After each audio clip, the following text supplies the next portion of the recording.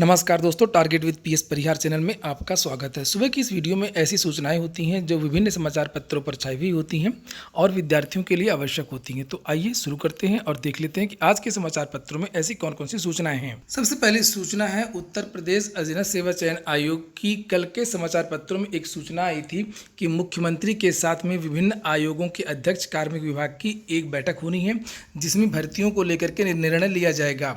उसके बारे में बहुत ज़्यादा डिटेल्स तो अभी निकल करके नहीं आई हैं, लेकिन थोड़ी जानकारी मिली है कि जो पेंडिंग रिजल्ट हैं उनको जारी करने का जो आदेश है वो दिया गया है और उसी के संबंध में आज एक मीटिंग होनी है उत्तर प्रदेश अधीनस्थ सेवा चयन आयोग में।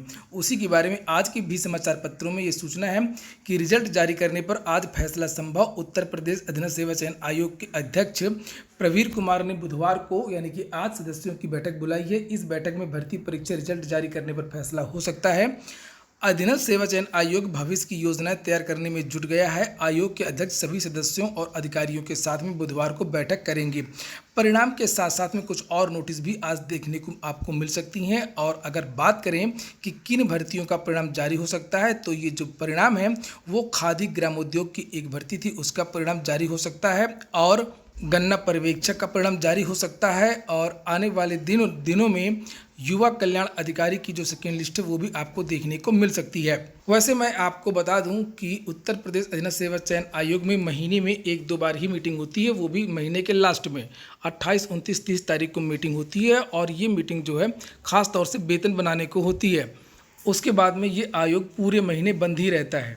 फिलहाल आज के समाचार पत्रों में तो ऐसी सूचना है कि परिणाम को लेकर के कोई आदेश जारी हो सकता है। आप पिछले 2-3 महीनों के पेपर उठा करके देख लीजिए, आपको हमेशा 28, 29, 30 तारीख को यूपी में मीटिंग आपको दिखाई देंगी। इसके बाद में अगली सूचना है 69,000 शिक्षक भर्ती महाघोटाले की। 69,000 शिक्षक भर्ती महाघोटाले के बारे में लगातार विद्यार्थी मुझसे पूछ रहे थे कि क्या सर महाघोटाला समाप्त हो गया है और सीबीआई जांच की जो याचिका है वो खारिज कर दी गई है। ऐसी सूचना समाचार पत्रों में देखने को मिल रही है। तो जो सीबीआई जांच की जो याचिका खारिज वाली बात है वो एक दूसरा केस है। कोई एक विद्यार्थी थे, उन्होंने याचिका दाखिल की थी और फिर उन्होंने अपनी याचिका वापस कर ली है। लेकिन जो मेन याचिका है नूतन ठाकुर वाली वो याचिका पड़ी हुई है। 6 तारीख को सुनवाई होनी है।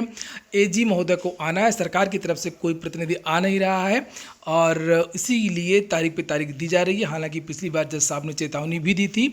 6 तारीख को देखते हैं क्या होता है। और 6 तारीख को जो याचिका दाखिल की गई है वो बहुत ही महत्वपूर्ण याचिका है। उसमें बहुत सारे ऐसे साक्ष्य हैं जो स्पष्ट करते हैं कि इस भर्ती में महाघोटाला हुआ है। इसके बाद में एक और सूचना है 69,000 शिक्षक भर्ती की कि आरक्षण और एमआरसी में कल दिल्ली में प्रदर्शन हुआ था। इसके बारे में मैंने कल ही आप लोगों को बताया था।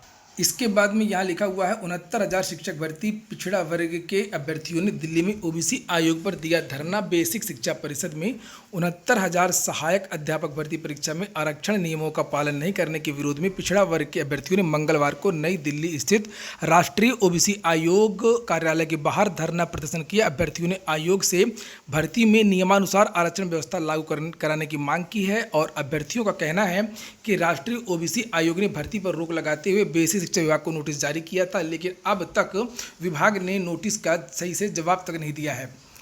और नीचे लिखा है कि प्रतिनिधिमंडल ने राष्ट्रीय पिछड़ा वर्ग आयोग के उपाध्यक्ष लोकेश प्रजापति से मुलाकात की और प्रजापति ने आश्वासन दिया कि जब तक सरकार संतोषजनक जवाब नहीं देगी तब तक भर्ती पर आयोग की रोक लगी रहेगी। आरक्षित वर्ग के भर्तियों का अहित नहीं होने दिया जाएगा। धरना प्रदर्शन करने वालों उनके नाम लिखे हैं कि किन किन विद्यार्थियों ने धरना प्रदर्शन किया था। अगली सूचना है परीक्षा स्थगित करने की मांग की। लिखा बीएड खंड शिक्षा अधिकारी परीक्षा स्थगित कराने को अभियान। पीएम सीएम राज्यपाल को बड़ी संख्या में किए गए ट्वीट। पीसीएस मेंस कंप्यूटर सहायक परीक्षा भी टालने की उठी मांग। तेजी से बढ़ रही कोरोना संक्रमण के बीच अगस्त में 4 बड़ी परीक्षाएं आयोजित होनी है। जिन अभ्यर्थियों को परीक्षाओं में शामिल होना है वो संक्रमण की आशंका से सहमे हुए हैं। वे सभी परीक्षाएं उत्तर प्रदेश में होनी है। अभ्यर्थियों ने परीक्षा स्थगित किए जाने की मांग को लेकर के ट्विटर पर अभियान छेड़ दिया। राष्ट्रपति, प्रधानमंत्री, यूपी के मुख्यमंत्री, उप मुख्यमंत्री, राज्यपाल को बड़ी संख्या में ट्वीट करके उत्तर प्रदेश लोक सेवा आयोग के अध्यक्ष को ईमेल पर भेज करके परीक्षाएं स्थगित करने की मांग की है। बीएड प्रवेश परीक्षा 9 अगस्त को प्रस्तावित है, जिसमें से तकरीबन 5 लाख अभ्यर्थियों को शामिल होना है। 16 अगस्त को खंड शिक्षा अधिकारी BEO की परीक्षा होनी है। 23 अगस्त को कंप्यूटर सहायक उत्तर प्रदेश लोक सेवा आयोग की एक परीक्षा है, उसका आयोजन होना है। जबकि 25 अगस्त को PCS मेंस मुख्य परीक्षा होनी है, जिसमें 6000 से अधिक अभ्यर्थियों को शामिल होना है। BEd की परीक्षा लखनऊ विश्वविद्यालय करा रहा है, जबकि बाकी 3 परीक्षा उत्तर प्रदेश लोक सेवा आयोग कर रहा है। वहीं पर BEd परीक्षा के खिलाफ इलाहाबाद विश्वविद्यालय में भी कल प्रदर्शन हुआ, ये देख सकते हैं। लिखा तेजी से बढ़ रहा है, तो BEd की प्रवेश परीक्षा इतनी आवश्यक भी नहीं है। BEd तो विद्यार्थी बाद में भी कर लेंगे, और चूंकि सरकार के पास वो क्षमता नहीं है जो परीक्षा को करवा सके सोशल डिस्टेंसिंग का पालन करते हुए, स्वास्थ्य मंत्रालय के दिशा निर्देशों का पालन करते हुए ये परीक्षा हो सके, ऐसा लगता नहीं है। चूंकि बहुत सारे विद्यार्थियों ने मुझको मेल किया, मैंने कल ही आप लोगों को बताया था, इसका बहुत ज़्यादा विरोध कर रहे हैं कि उनके जो परीक्षा केंद्र हैं वो 200-200 किलोमीटर दूर, 300-300 किलोमीटर दूर भेजे गए हैं।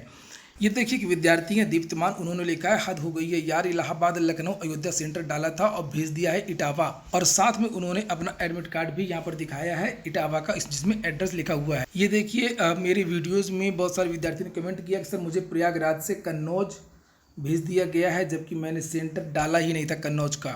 एक और विद्यार्थी हैं जिन्होंने कहा था कि हमने इलाहाबाद डाला था लेकिन भेज दिया कन्नौज, हमारे यहाँ से 650 किलोमीटर दूर है। अगली सूचना है APO 2019 की मुख्य परीक्षा आज से, इसके बारे में मैंने बता ही दिया था कि लगभग 250 विद्यार्थी हैं और लोक सेवा आयोग ये परीक्षा करवा लेगा। हालांकि कुछ विद्यार्थी इसका विरोध भी कर रहे थे। लिखा है उत्तर प्रदेश लोक सेवा आयोग फिर इतिहास रचने जा रहा है, जहां एक तरफ कोरोना संक्रमण के कारण समस्त भर्ती संस्थान, विश्वविद्यालय, डिग्री कॉलेजों की परीक्षा रुकी हुई है, वहीं आयोग ने APO 2019 मुख्य परीक्षा कराने का अहम निर्णय लिया। 2 पालियों में ये परीक्षा होगी। APO 2018 की 9:30 से 12:30 बजे होगी और 29 और 30 जुलाई को, और सेकेंड मीटिंग में होगी 2 बजे से लेकर के शाम को 5 बजे तक। एक और सूचना है, अब अपने जिले में पॉलिटेक्निक प्रवेश परीक्षा दे सकेंगे छात्र अब अपने ही जिले में पॉलिटेक्निक प्रवेश परीक्षा दे सकेंगे। कोरोना संक्रमण को देखते हुए परीक्षा केंद्र निर्धारण की तिथि में बदलाव किया गया है। पहले जो परीक्षा केंद्र निर्धारित किए गए थे उन्हें निरस्त कर दिया गया है, और पॉलिटेक्निक संस्थानों में दाखिले के लिए 12 और 15 सितंबर को होने वाली संयुक्त प्रवेश परीक्षा के लिए 3,90,894 छात्रों ने पंजीकरण कराया है। इलाहाबाद विश्वविद्यालय के बारे में सूचना है कि इलाहाबाद विश्वविद्यालय महाविद्यालयों में कक्षाओं का संचालन प्रवेश प्रक्रिया के बाद में होगी। पहले एंट्रेंस एग्जाम होगा, एडमिशन होगा, उसके बाद में ही कक्षाएं चलेंगी। और यहाँ पूरी परीक्षा का कार्यक्रम दिया हुआ है कि 21 तारीख को कौन सी परीक्षा होगी, 22 को कौन सी होगी, 28 को कौन सी होगी, 29 को कौन सी होगी और 30 को कौन सी होगी। अगली सूचना है LT ग्रेड शिक्षक भर्ती की। आज है 29 जुलाई। आज से ठीक 2 वर्ष पहले 29 जुलाई को ही ये परीक्षा हुई थी। 2 विषयों का परिणाम रोक दिया गया है, हिंदी और सोशल का, और बाकी जो शेष 13 विषय का परिणाम जारी हुआ था उनकी अभी तक नियुक्ति नहीं हो पाई है। कल विद्यार्थियों ने शिक्षा निदेशालय में धरना प्रदर्शन किया था और उनको आश्वस्त किया गया कि जल्द ही उनकी नियुक्ति होगी। लिखा है 15 से 20 दिनों में कार्यक्रम जारी होने की उम्मीद। LT ग्रेड शिक्षक भर्ती के तहत 13 विषयों में चयनित अभ्यर्थियों को नियुक्ति के लिए कई दिनों से इंतजार करना पड़ रहा है। मंगलवार को चयनित अभ्यर्थी शिक्षा निदेशालय पहुंचे और वहां अपर शिक्षा निदेशक माध्यमिक राजगी अंजना गोयल को ज्ञापन दिया। अपर शिक्षा निदेशक ने आश्वासन दिया कि जल्द ही नियुक्ति की प्रक्रिया पूरी कर ली जाएगी। वहीं पर नीचे लिखा है कि शिक्षा निदेशालय पहले स्पष्ट कर चुका है कि सत्यापन की प्रक्रिया पूरी होने के बाद नियुक्ति मिलेगी। मंगलवार को ज्ञापन देने पहुंचे अभ्यर्थियों ने अपर शिक्षा निदेशक से सवाल पूछे, कॉलेज आवंटन की प्रक्रिया आखिरकार कब पूरी होगी। अधिकारियों की मनमानी से केवल विद्यार्थी ही परेशान नहीं है, बड़े बड़े सांसद विधायक भी परेशान है। वैसे ये सूचना तो मैं इस चैनल पर नहीं देना चाहता था, लेकिन दे रहा हूं क्योंकि मुझे लगा। लिखा है कि हरदोई से भाजपा सांसद जयप्रकाश का दर्द। जयप्रकाश जी की जो सांसद निधि है उन्होंने दिया था अधिकारियों को इसका उपयोग वेंटिलेटर और अस्पताल के लिए किया जाए, लेकिन उनको बताया ही नहीं गया कि सांसद निधि गई कहाँ। कोई भी अधिकारी इनसे बात करने को तैयार नहीं है, जबकि ये भाजपा के सांसद हैं। जब इनकी बात सुनने को अधिकारी तैयार नहीं है तो विद्यार्थियों की बात कैसे सुनेगा कोई उत्तर प्रदेश में। लिखा जिले के प्रशासनिक व स्वास्थ्य विभाग के अफसरों की कार्यशैली पर सदर लोकसभा क्षेत्र से भाजपा सांसद जयप्रकाश ने सोशल मीडिया पर अपनी बेबसी बयां की है। उन्होंने कहा कि हमने 30 वर्ष के कार्यकाल में ऐसी बेबसी कभी महसूस नहीं की है। और यहाँ पर नीचे देखिए लिखा हुआ है कि फेसबुक अकाउंट पर उन्होंने कोविड-19 के दौरान सांसद और विधायकों ने अपनी निधि का जो पैसा दिया था उससे अगर जिला अस्पताल में वेंटिलेटर लग जाए तो बहुत राहत मिलेगी। इस पोस्ट पर लोगों ने अपनी राय जतानी शुरू की तो सांसद ने टिप्पणी की कि सांसद ने लिखा कि मैंने अपनी निधि इस शर्त पर दी थी कि वेंटिलेटर खरीदा जाए, लेकिन ऐसा हुआ नहीं। निधि कहाँ गई मुझे भी नहीं पता। और इस पर कुछ अन्य लोगों ने टिप्पणी की तो सांसद ने दोबारा लिखा कि अब ऊपर से ये निर्देश होगा कि अधिकारी अपने विवेक से काम करें तो हमको कौन सुनेगा। जब अपने 30 वर्षों के कार्यकाल में ऐसी बेबसी कभी महसूस नहीं की है। तो जब अधिकारियों को ही काम करना है, लाल फीताशाही को ही काम करना है, तो फिर नेता क्यों चुनते हैं, नेता क्यों बनाते हैं, सांसद और विधायकों को बंद कर दिया जाए। तो ठीक है दोस्तों, ये हो गया आज का वीडियो। पूरा वीडियो सुनने के लिए बहुत बहुत धन्यवाद।